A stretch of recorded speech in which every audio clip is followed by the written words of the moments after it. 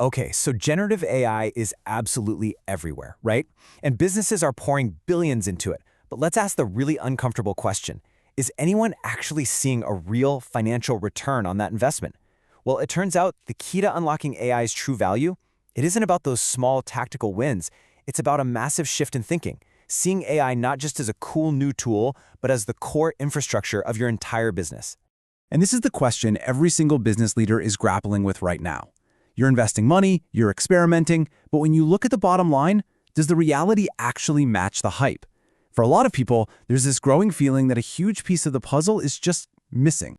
And the stakes here are incredibly high. Get this. The average company is now spending a staggering $1.9 million on its generative AI initiatives. That is a massive bet. And when you invest that kind of money, the pressure to deliver serious, measurable results is intense. And here's the crazy part. Despite that massive spending, fewer than 30% of CEOs are actually satisfied with their ROI. So what is going on here? Why is all that investment leading to so much disappointment at the very top? Well, this brings us right to the heart of the problem. We're calling it AI's big ROI paradox, this huge, glaring gap between how much is being spent and how little satisfaction is being felt. At first glance, adoption looks great. You see that about 3/4 of CMOs are using GenAI in some way. But here's the catch. There is a huge maturity gap between simply using the tools and using them strategically. And that gap right there is exactly where this ROI paradox is born. So, how do you actually close that maturity gap? Well, it all starts by recognizing and actively avoiding a super common mistake, what we call the tactical trap. I bet this looks pretty familiar. The first wave of AI adoption was all about these little isolated tasks. Hey, let's speed up a blog draft, or let's generate more ad copy, or get me a quick summary of this report. And look, don't get me wrong, these things are useful. They definitely create some efficiency. But they are not strategic. They don't move the entire business forward in a way that really matters. This really shows the two competing mindsets, the two paths you can take. On one side, you've got the tactical trap, isolated wins, and what's basically innovation theater. It looks impressive on the surface, but it's not deeply integrated.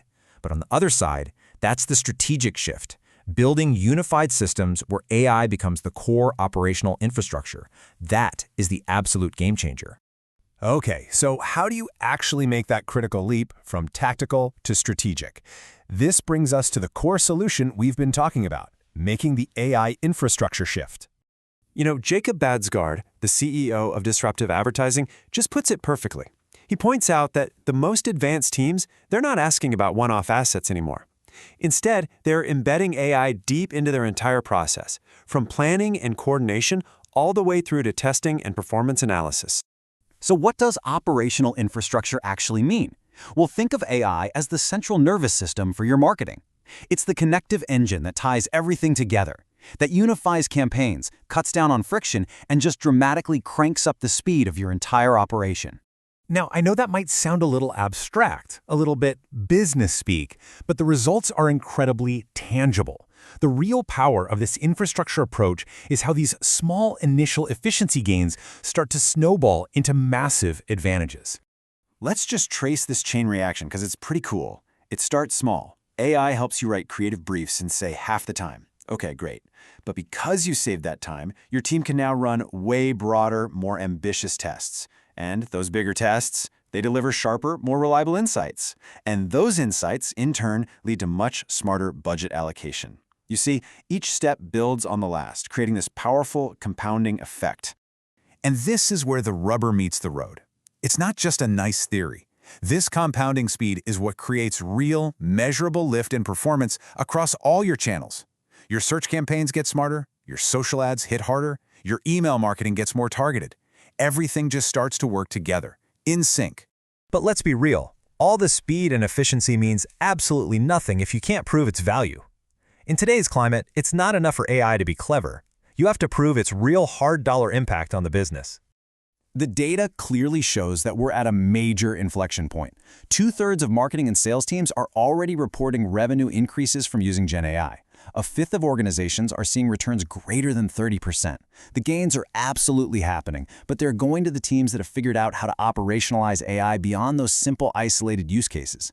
And as Jacob Adsgaard says, the real differentiator isn't having access to AI anymore. Pretty much everyone has that.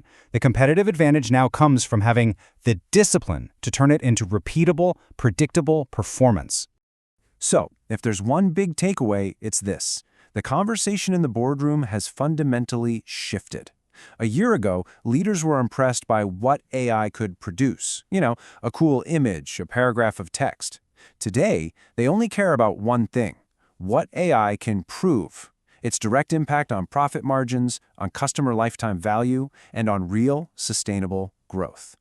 And that leaves us with one final, and I think crucial question for you to take back to your team. As you look at your own AI strategy, at your own investment, you have to ask yourselves, is it built simply to produce outputs, or is it truly engineered from the ground up to prove its value to the bottom line?